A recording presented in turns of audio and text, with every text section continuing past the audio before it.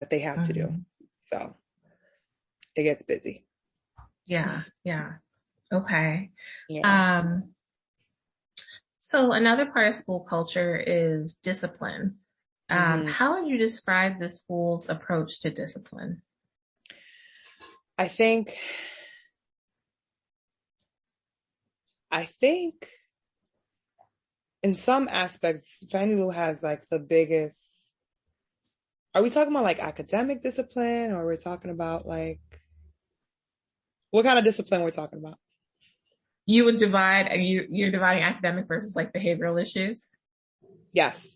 Yeah. Yeah. I think I'm thinking more like behavioral issues, like what Behavior discipline issues. Okay. looks like. So I think Fannie Lou is really, really good with like the discipline that they have, but I feel like there also comes like a burnout. Mm-hmm. So you could discipline, like for example, like we have this thing called yonder cases. That you know what? Yeah, those yonder cases, Yeah. like putting in the Mm-hmm. pouches. Students Mm-hmm. have to put their like phones in it, and from the beginning, right? In the beginning in September, we have to like call parents, get a not a contract, but like a slip. Like we're gonna be doing this with your student, we're gonna be doing that with your student. Like they had to put in in the yonder case, but then for some students it won't work, and then there is a time where students are just like they learn how to open it up, they learn how to snatch it open, and we work on that from September, like since the moment they set foot in. And Anilda, who's the dean, what they do is they sit in the front, and then as you come in, you have to put your phone in the yonder case, and then the Nilda will go around and like go to not sneak in, but like walk into classrooms and like check if anyone's on their phone, or, all right, where's your, like she'll do random check-ins, like, all right, where's your phone? Is that in the pouch? All right, so here's your new pouch. And then there's emails constantly being sent out. And then there's like these one or two students that's like on their phone that like you can't get through. They won't have them put it away. And then it's like, then what goes on now is that like almost every morning, Anilda calls me and was like, hey, you need to get Kamora and Tyneek's phone because they won't put it in the pouch. And then like now I'm responsible for like 5 kids' phones. And we're in January, Right. and I'm doing this, like, and we're doing this. And I there's times that I want to give up on the phone. I'm like, just keep the phone. Like, I don't care about it. Just like leave me alone with the damn phone. But no, like there's an Anilda pushes through. Like today at 2:30, what she does now is she collects phones that like if I think you have like a 3 strike you're out kind of thing. So now you have to turn in your phone to Anilda. And then at 2:30, she comes and she gives it to the teacher that the kids are teaching. Yeah. At 2:30, she came in and she's like, all right, here are the 4 phones. You give it to them at 2:45. And then it's just like, oh my gosh, like, and then other aspects of like discipline, when something drastic happens, when something is really, really, really, like when something is off in the classroom, like everyone's involved. Counselors are involved. Like you get a counselor, you get a dean, you get a principal. Like I know if something happens in the classroom, like something happened in the classroom like 3 weeks ago, and the first person I called was like my principal. It's weird. Like, I don't know why, but the first person I called was like my principal. I think I heard him in the hallway or something, or I know he stands like at a certain spot at a certain time of the day. And like, he came like super quick, like, right. Like it's not like run all this cost school safety. It's like, oh my God, like I need help. Like I need help. Like I'm going to get the first person that's like near me. And, yeah, and that happens. And then everyone is just involved. Like everyone. Oh, this happened.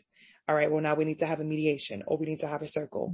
No matter how big or small, like we need to do this. We need to make sure this doesn't happen again. Like Luce gets involved. Like parents are being called home. Like it's documented, you know? So I think they're really good with their discipline, with behavior wise. With academics, I wish they were harsher with discipline. Say more about that. I just feel like I feel like sometimes, like, since we're so emotionally invested with our kids, that sometimes, like what we were talking about earlier with like how do we handle like students' academics with like their social emotion? Like I understand there's like things that going on, and I understand that we live in a very like one of the hardest, like we work in one of the poorest zip code in the Bronx with like the high, like a high gang violence, like even with the highest like COVID rates.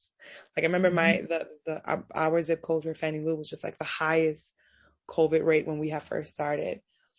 And I just, and I know we're emotionally invested, but I just feel like some things shouldn't get a pass, or some things shouldn't be that easy, because if we make it easy for them now, when things get harder for them when they grow up, what happens then? Yeah. Can you give me an example of like something that shouldn't get a pass? Something that shouldn't get a pass. Like if a student has like if a student doesn't have like high attendance, or if he has like an attendance problem, but just because he does his work doesn't mean we should just pass him or her. Yeah.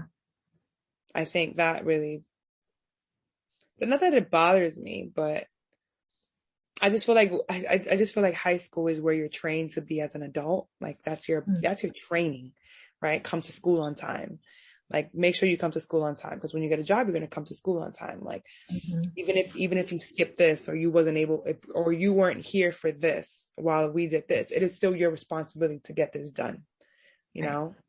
And I'm really big on that. But yeah, it's not the biggest thing for like culture, because we're so emotionally invested in our students. So it's a win-win. It's not a win-win. It's kind of like half and half. It's kind of like, all right, I get you, but I need you to get me. Right. Yeah. Okay. Trying to decide what I want to ask you next. Okay. Take your time. So, you're not going to agree with this statement, but some people argue that certain approaches to education are more appropriate for some students than others. So like there's no excuses charter schools, low income students need a lot of structure and discipline, some people would say. How do you think about that? Wow.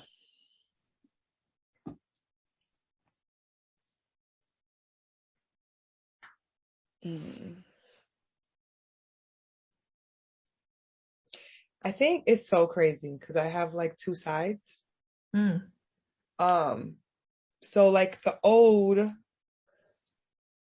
Jordana, that was when I was in college, and like when I was reading and I was taking all these classes on like urban education and like school discipline, and I have all these things, and I would totally disagree and be like, no, like no, like this is all wrong.